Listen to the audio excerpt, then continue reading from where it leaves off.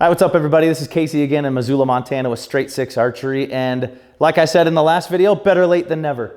Today we have the Mathews Lift 33. Like the name says, it's a 33-inch axle bow, 6.5-inch brace height, and an IBO of up to 343 feet per second.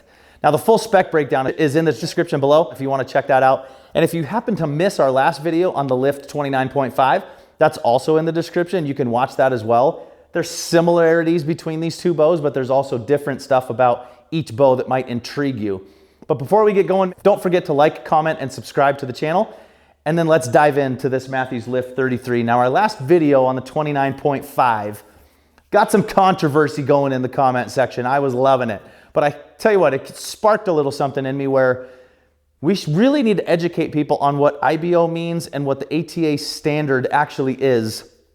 So there's a lot of YouTube videos out there. I'd really encourage you to Google that or YouTube what IBO is and what ATA actually is and what they stand for and why we're getting the speeds, why we're getting the axle lengths, why we're getting what we're getting, right? So this is just me in my home studio giving you my personal review, really short review on the Lift 33. Has nothing to do with IBO or ATA. So when we go to the speed test later on, that's why we're not getting certain speeds that you think we should be getting. So let's educate everybody.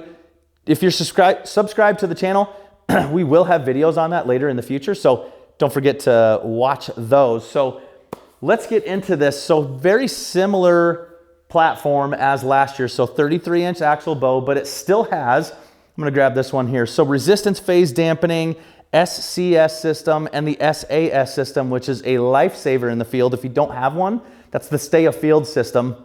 We're gonna have a video on that as well. But overall, extremely light bow. So aluminum is the new light is their deal on the videos this year for 2024. And it is no joke. You pick this bow up for the first time, everybody that bought a V3X or a Phase 4 is going to want to just pick this up and physically hold it against your bow that you're currently shooting. It's way lighter. I believe the 29.5 without the rubber dampener in the bottom is 3.99 pounds, which is super lightweight for an aluminum bow, but incredible. Bridge lock stabilizers, new XO limb legs. It's got the detachable quiver on here. Something I want to hit on, and we're going to hit this very hard this year, is shot sense. It's in the grip. Now, if you haven't seen this, Mathews has a sweet video on this on their YouTube channel. We will also have one, but this goes in the grip of your bow and gives you instantaneous feedback on your shot and where you were, how level your bow was, how many shots you have through that string, which brings me to match strings. Now, I have no feedback on match strings, okay? They say they're the best strings that they've ever produced, and Mathews doesn't really miss a lot. So I gotta believe that these are the best strings that they've produced. Match bow strings, they've put a lot of R&D into making the best string that can go on their bows. Now you think you're a fan of aftermarket strings, which is awesome. However, when you put aftermarket strings on your bow, you're almost, and this is what Mathews is saying, you're almost robbing yourself of some performance, because where they're getting the least amount of vibration and the best speeds and the best overall feel of that bow is with their strings.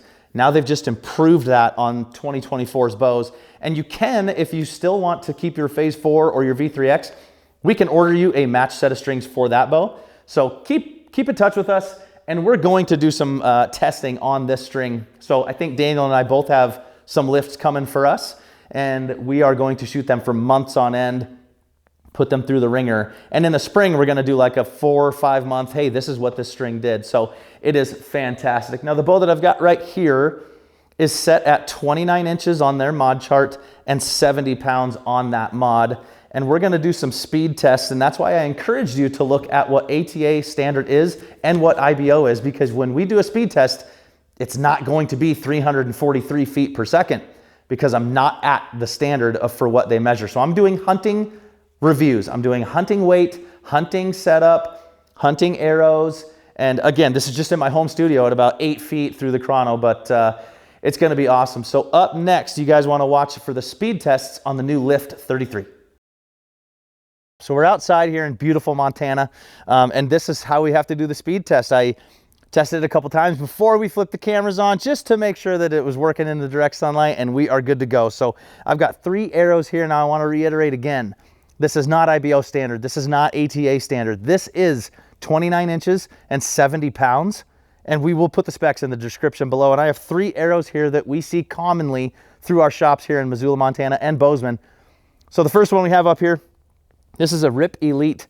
This way, it's a very short arrow, and we cut this pretty short just for this video. It weighs 379 grains, which I'm sure you can see on the screen right here, but let's give this one a rip and see what we get here. That one is 305, which is pretty solid actually for a 380 grain arrow. And I don't know if you can hear it on my mic here, but this bow is silent outside. I was shooting it in my garage a little bit, but you can't even hear this thing go off. It's unbelievable. Next up, this is a Rip TKO. It does have an Easton brass hit insert in it, which weighs 75 grains. And the total arrow weight for this arrow, so my personal hunting arrow, is 459. I really like that, like 450 to 480 range, especially. I'm 29.5 actually on my bows, but I'm shooting this one again at 29, but 450 to 480 seems like a really, really good hunting weight, especially for, you know, big critters like elk, moose, big mule deer out in Montana. Let's see what this one does.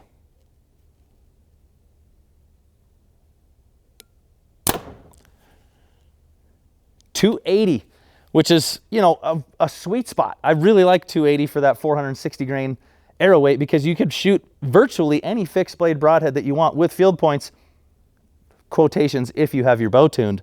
Last arrow up here is going to be the big dog. Now, considered heavy to me, might not be heavy to some, but this is the 501, 500 and some change, but this arrow is going to hit really, really hard. Now, 500 grains is not heavy anymore, but I've never shot 500 personally. So this is a general speed of what you're going to be getting if you shoot a north of 450 grain arrow like 500. And I want to say it for the millionth time, this is 29 inches and 70 pounds.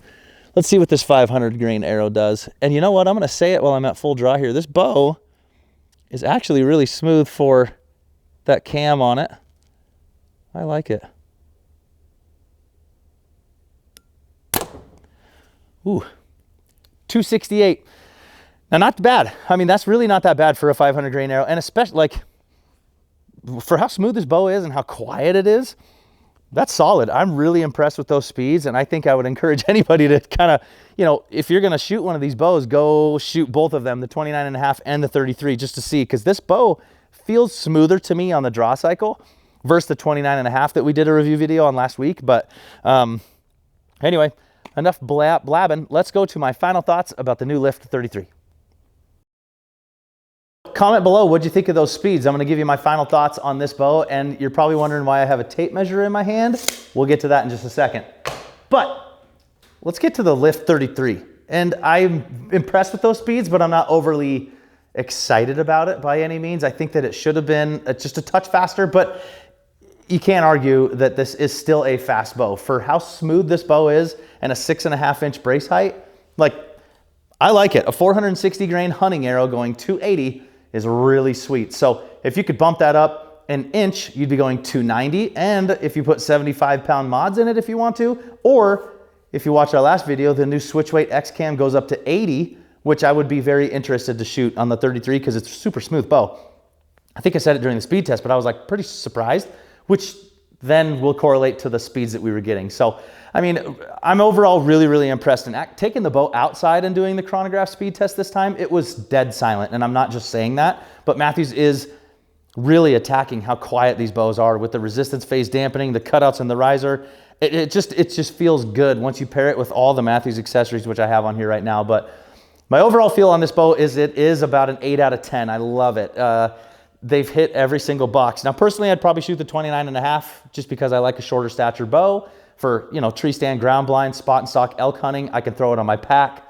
The 33 feels like a big bow to me when I'm holding it in my hands. And I think a lot of the reason for that, we'll dive into that right now with the tape measure. So let's get controversial. I have a Hoyt on the table as well. So one of my target setups is this Hoyt Invicta, and it's a 37-inch bow. I'm gonna measure that one first. Now I wonder if I'm gonna show you. So I'm gonna go axle length first.